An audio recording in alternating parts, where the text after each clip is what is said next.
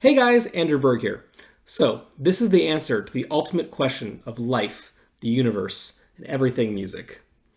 What is the most important and practical thing to practice?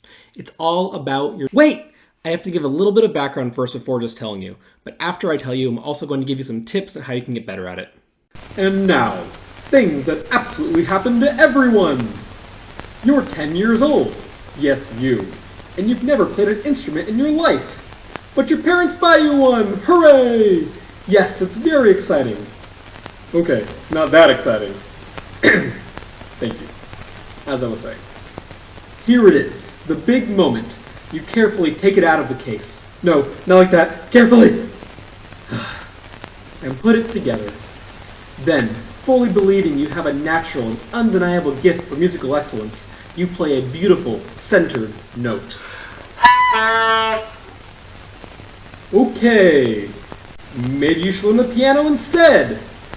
Here we go. Step 1. Place your fingers lightly on the keys. Lightly. Yes, there we go. No, you're not playing whack-a-mole! You know what? Never mind. Back to the saxophone. Now you take your new saxophone to band class, and you learn your first song.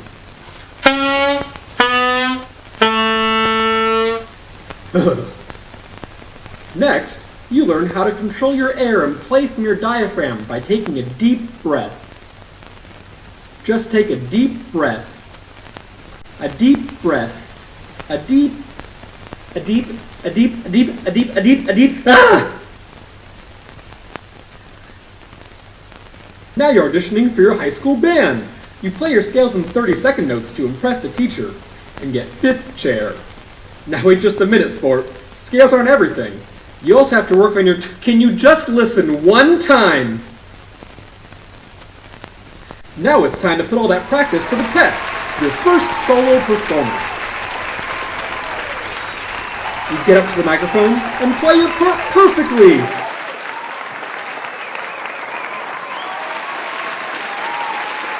You're so proud of yourself.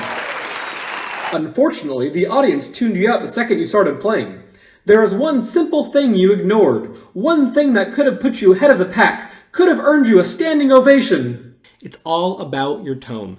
The most important thing you can practice as a musician on any instrument is your tone. The sound that comes out of your instrument is the difference between someone stopping to listen to what you have to play and pulling out their phone and scrolling Twitter. I can't begin to tell you how many times I've been in jazz festivals for high school students and listened to soloists get up there and play some pretty impressive and technically advanced stuff, but nobody cared because they over-articulated, played out of tune, and just didn't have confidence. Reminds me of someone that I used to know.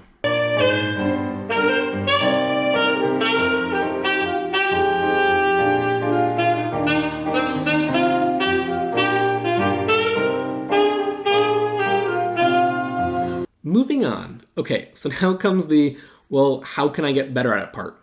And honestly, it's not really that difficult. All it takes is practice. Unfortunately, working on your tone is just one of those things you literally work on forever. You can't just learn it and then suddenly be fine. I take this so seriously with my students that I tell them if they can only practice for 10 minutes a day, they should spend those 10 minutes working on their tone. So this is the part of the video that's a little difficult. I obviously don't play every instrument, so some tips I'm going to give here are going to benefit mainly horn players and some will benefit everyone. First thing I'm going to start off with is something that's going to mainly benefit horn players, brass and woodwinds. You start doing long tones, aka breath pushes, aka just play the same note for as long as you physically can before you can last another second. Don't forget to use your diaphragm when you play so you can help with the muscle, and if you last longer than you thought, just keep going until you run out of breath. Yes! Side note, if you have asthma or other difficulty breathing, please do not do this until you work with a private instructor and tell them of your difficulty breathing, because your health has to come first. Okay, so why long tones? Well, when you take a deep breath with your stomach moving outwards and you play a sustained note for as long as you physically can, you're helping build the muscle in your diaphragm. So what is the diaphragm and what does it do?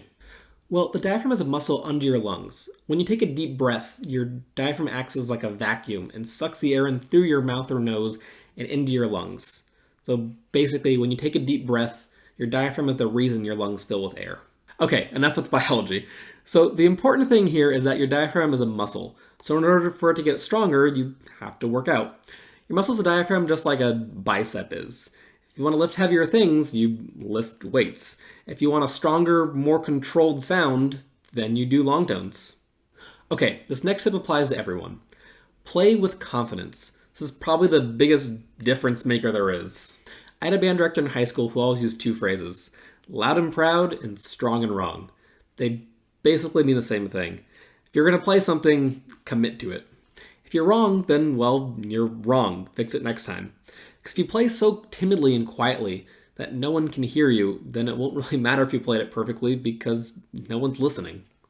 Own your mistakes. Say, yes, this is me playing.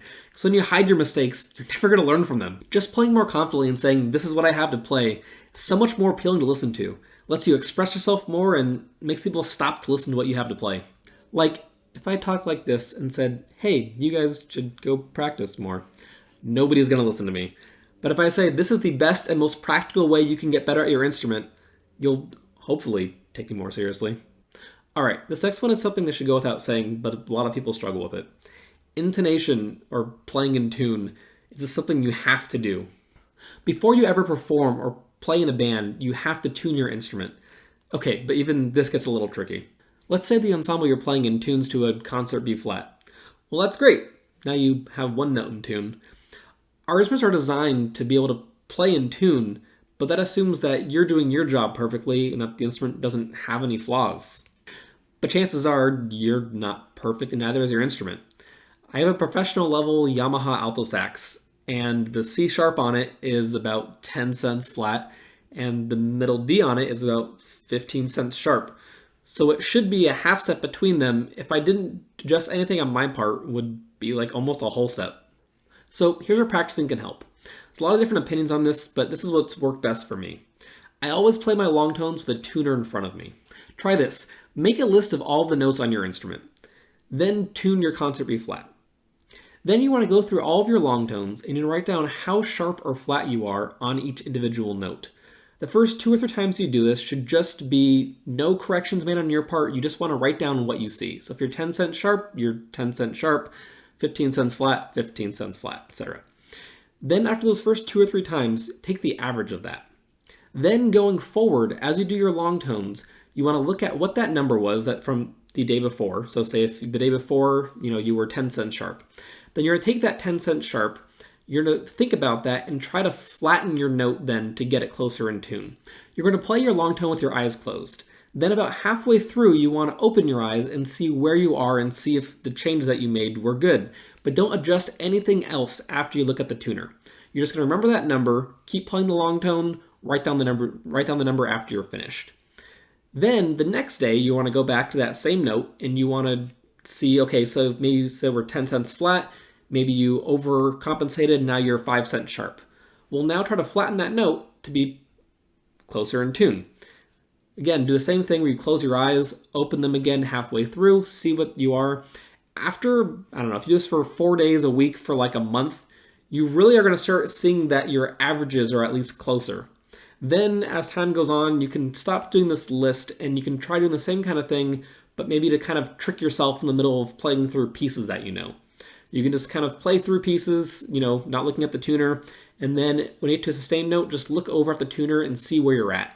If you're close to being in tune, that's great. If not, then you should go back and at least work on some of the notes that you think might have those issues in them. The important part here is to not look at the tuner and make adjustments after you see it. You want to have your eyes closed when you start playing the note, then look at the tuner halfway through, because that way you're only focusing on muscle memory. You're just trying to think about what the issue was before and try to correct it without using your eyes to see the tuner. Because if we see the tuner, we're going to naturally try to get that to be closer in tune just because we want to see that needle in the center. So you want to be able to do that just by muscle memory, just by changing your muscles and then afterwards seeing kind of how you did. It's kind of like a score for yourself. Okay, my final tip. And I want to point out there's like an infinite number of other things that are instrument specific that I can't possibly go over, such as going through the harmonic series, overtones, trying to cross the break on your instrument, make that more fluid. Just talk to your teacher, find out what things they think you should work on for your own instrument, and then just work on those things in addition to what I already talked about. Okay, my final tip is to play your instrument every single day. Sounds like kind of a cop-out answer, and I know you're going to say, I can't play every day, but I guarantee you can find at least 10 minutes a day to practice and just work on your tone. Because consistency is the only way you can possibly get better at it. You'll see slight improvements if you practice, maybe twice a week or 3 times a week. But if you're not practicing at least like 4 or 5 days a week, at least, if nothing else, just work on your tone. I mean, obviously you should practice for like an hour, 2 hours, 30 hours a day, whatever works for you. You just want to make sure you're practicing every single day. But if you can't do that, at the very least, you want to practice for, 10 minutes a day for 4 or 5 days a week and just focus on your tone. But seriously though, all these exercises will do absolutely nothing for you if you can't do them consistently. And if you can't practice every single day, then at least do these exercises every time you play your instrument. That even means when you're in band class and everyone else is seeing who can play higher and faster and whatever. Don't be that person. Just sit there quietly in your chair, do your long tones, and just get in the right headspace of sounding how you want to sound for the day. When you play your instrument, you need to practice all the techniques you know to get a good sound, because the first thing someone hears from you on your very first note. It's all about your tone. Thanks for watching. My name is Andrew Berg, and if you like this video and want to learn more about music, I post once a week about various topics, from practical practice tips like this, to broad overviews and discussions, to musical satire. Please comment down below if you have any questions or suggestions for me, and don't forget to like, subscribe, and hit the notification bell so you get notified the next time I post. One last thing. Practice.